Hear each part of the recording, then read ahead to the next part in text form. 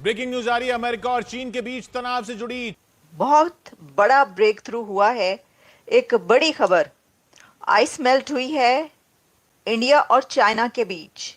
नीरज, चीन की तरफ से बहुत कड़ा बयान आया है। तो बड़ी हैरानगी की बात है कि चीन अब इंडिया का दोस्त बनना चाहता है। इसकी क्या वजह है? भारत चीन के बीच का तनाव दोनों देशों के व्यापार पर अक्सर असर डालता है, लेकिन अब चीन के लिए मुसीबत और बढ़ गई है।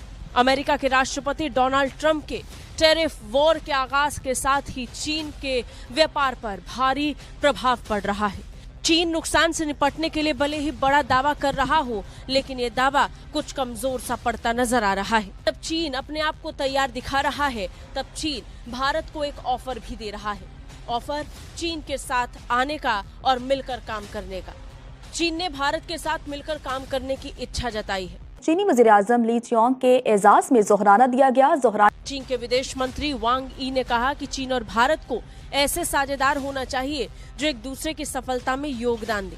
ड्रैगन और हाथी की कदम ताल ही दोनों देशों के लिए सही विकल्प होगा। चीन ने कहा कि एक दूसरे की राह में रोड़े अटकाने के बजाय हमें एक दूसरे को आगे बढ़ाने में सहयोग करना चाहिए। चीन की मिसाली दोस्ती के सुनहरे दौर का आगाज। लिहाजा यहाँ पे जो आपका अभी जो पुश आएगी पाकिस्तान के ऊपर। चीनी विदेश मंत्री वांग यी का ये बयान बता रहा है कि चीन को टैरिफ से सामना करने में इस समय भारत के सहयोग की जरूरत है। भारत की मदद से ही चीन अमेरिका के टैरिफ वॉर का जवाब दे सकता है। नतीजन चीन इस समय भारत से सहयोग की उम्मीद लगा रहा है। अमेरिका और चाइना एक दूसरे को अच्छी तरह समझते हैं। कोई ऐसी गलतफहमी नहीं है उनके दरमियान जिसको कि कोई दूर कर सके तीसरा फरीक। और तीसरा फरीक भी इतना ही बड़ा होना चाहिए जो, या अगर आपने किसी को नसीहत करनी हो या किसी को बात समझानी हो, तो आपको फिर उससे बड़ा होने की जरूरत होती है, कम से कम बराबर होने की जरूरत होती है, या बहुत अहम होने की जरूरत होती है। ठीक। तो मेरा नहीं ख्याल कि पाकिस्तान इस पोजीशन में है कि वो चीन और अमेरिका के दरमियान कोई गलतफहमियां दूर कर सके। या क्या वजह है कि चीन इंडिया का दोस्त बनना चाहता है? बड़ी सिग्निफिकेंट डेवलपमेंट है। वांग यी, जो कि आपको पता है चाइनीज फॉरेन मिनिस्टर हैं, बड़े पावरफुल फॉरेन मिनिस्टर हैं, और उन्होंने मिनिस्ट्री ऑफ फॉरेन अफेयर्स ने एक जो प्रेस कॉन्फ्रेंस आई उसमें टर्म यूज की, ड्रैगन एंड एलिफेंट। नमस्कार दोस्तों, चीन बहुत तेजी से यू टर्न ले रहा है अपनी नीतियों में। पहले चीन ने पूरी कोशिश की कि किसी तरह से वो मोदी सरकार को दबाव में ले, झुका ले, लेकिन नहीं हुआ। बहुत कोशिश की, आर्थिक रूप से भी करने की कोशिश की और सैनिक रूप से भी, लेकिन जब गलवान में इन्हें मार पड़ी तो उसके बाद इन्हें समझ में आ गया कि मोदी जी जो है वो झुकने नहीं वाले हैं। उनकी पॉलिसी बिल्कुल साफ है, माई वे या फिर हाईवे। या तो आपको उनकी पॉलिसीज माननी पड़ेगी, वरना वो कोई कॉम्प्रोमाइज आपके साथ नहीं करेंगे। बड़े बड़े देश इस बात को समझ रहे हैं और चीन ने भी अपना इस बात को समझते हुए कि भारत कितनी बड़ी मार्केट है,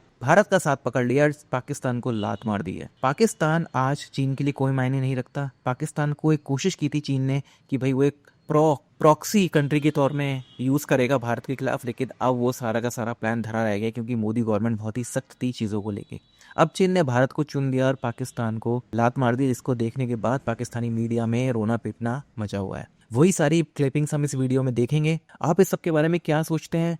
क्या मोदी सरकार की स्थिति से आप खुश हैं? कमेंट बॉक्स में जरूर लिखिए। वीडियो अच्छा लगे तो लाइक करें, शेयर करें, चैनल को सब्सक्राइब करना ना भूलें, बेल का आइकन प्रेस कर दें लेटेस्ट नोटिफिकेशन के लिए। आइए आगे बढ़ते हैं इस वीडियो में। There is the only right choice for India and China कि इनको मिलके कोऑपरेट करना है। ये कभी नहीं कहा उन्होंने। They never use this term, मे भी कभी भी माजी में की हो अच्छे ताल्लुकात के टाइम पे। अब वो कहते हैं there is an every reason that dragon and elephant terminology इस्तेमाल की है दोनों मुल्कों के लिए। अब चाइनीज दोस्त बनना चाहते हैं। कुछ अर्सा पहले चाइनीज फुल दुश्मनी कर रहे थे इंडिया के साथ। वजह क्या है? चाइना बहुत सारी जो खबरें इंडिया से आती हैं उसमें उनकी इकॉनमी जो कश्मीर की सूरत हाल, दूसरी रियासतों में जो आज़ादी की तहरीकें हैं, उसने भारत को बहुत मुतासर किया। भारत की जीडीपी मुतासर हुई है। फिर जो हिंदवाता स्टेट बनाने की बात हो रही है, तो हाउ कॉन्फिडेंट आर अमेरिकन्स के अगर वो सारी बेट इंडिया पे लगा रहे हैं चाइना के ख़िलाफ़ कि उसमें उनको कामयाबी होगी?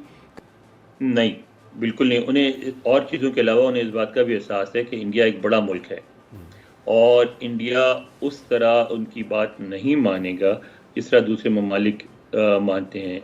जो है ये जो क्या समझता है, पाकिस्तान के साथ तो ताल्लुकात हमारे जो हैं वो अच्छे नहीं है, लेकिन आई थिंक चाइनीज एक चीज समझते हैं, keep India away from the United States, and they also believe maybe Pakistan is not a partner और not a friend or not that kind of a partner on whom Chinese can rely because of ये जो internal situation develop हुई है, क्योंकि as per the Chinese उनके interest roll back हुए हैं, Chinese के। इस पे मैं सारी बात करना चाहता हूं कि ये गेम क्या है। और अब एक लफ्ज होता है इंटरनेशनल पॉलिटिक्स के अंदर, जो लोग स्टूडेंट्स हैं इंटरनेशनल पॉलिटिक्स को समझते हैं, एक वर्ड होता है लेजिटिमेट। वो कहते हैं जी हमें लेजिटिमेट राइट्स एंड इंटरेस्ट जो हैं एक दूसरे के मानने चाहिए। अच्छा, अमेरिकन जब लेजिटिमेट का वर्ड इस्तेमाल करते हैं तो उसके डिफरेंट मीनिंग है, जब चाइनीज लेजिटिमेट का वर्ड इस्तेमाल करते हैं तो वो डिफरेंट मीनिंग है। मिसाल के तौर पे अमेरिकन, और एक उन्होंने फ्रेंच टर्म भी यूज किया, मुझे I don't know how to pronounce it, but उन्होंने कहा पाराडॉक्स, जिसका मतलब है स्टेप ऑफ टू, दोनों को मिलकर काम करने की जरूरत है। ये एक बहुत बड़ा ब्रेक थ्रू है चाइना और इंडिया के बीच, और ये ब्रेक थ्रू हमें नजर आया कि जब इंडिया के foreign secretary Vikram Misri Beijing होकर आए और बीजिंग में उनकी मुलाकात हुई उनके फॉरेन मिनिस्टर यानी चाइना के फॉरेन मिनिस्टर वैंग यी से। अब वो कहते हैं जी हम चीन के साथ, इंडिया के साथ मिलकर काम करना चाहते हैं और माजी को भूलना चाहते हैं, साउंड एंड स्टेबल डेवलपमेंट चाहते हैं। This is what the Chinese have said, there is a clear understanding. और उन्होंने ये कहा है कि जिसे वो कहते हैं ना, ये टर्म बड़ी अजीब बात की है वैसे चाइनीज फॉरेन मिनिस्टर ने। इसका मतलब तो ये है कि चाइनीज जो है वो समझते हैं कि इंडिया का इन्फ्लुएंस बहुत ज्यादा ग्लोबल साउथ में बढ़ गया। वो कहते हैं जी कि आए चाइना और इंडिया मिलाए हाथ, ग्रेटर डेमोक्रेसी इन इंटरनेशनल। वो कहते हैं जी आप तो डेमोक्रेट हैं, ठीक है जी, ग्रेटर डेमोक्रेसी इंटरनेशनल पॉलिटिक्स में एंड ग्रेटर ग्लोबल साउथ।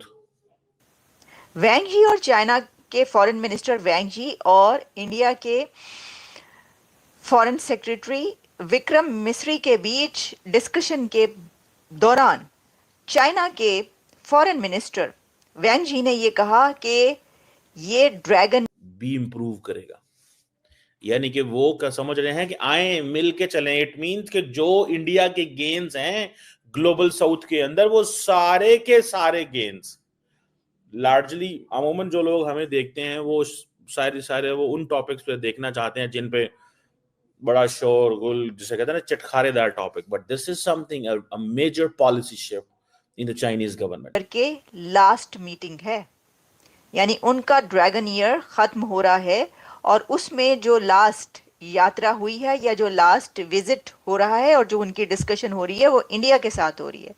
तो एक तरीके से वैंग यी ने इसको एक गुड लक बताया, इसको एक अच्छा शगुन बताया, मेजर पॉलिसी शिफ्ट। और वो कहते हैं कि अब कोई हमें इस चीज के लिए, हमें कौन रोक सकता है, हमें अपने फंडामेंटल इंटरेस्ट को अपहोल्ड करना चाहिए, लिहाजा उसमें अपना वो देखिएगा। इसके दोनों मतलब है कि आवर बायलैटरल रिलेशन जो है it should not be guided और defined by the boundary question, because boundary question तो कभी सॉल्व ही नहीं हो सकता।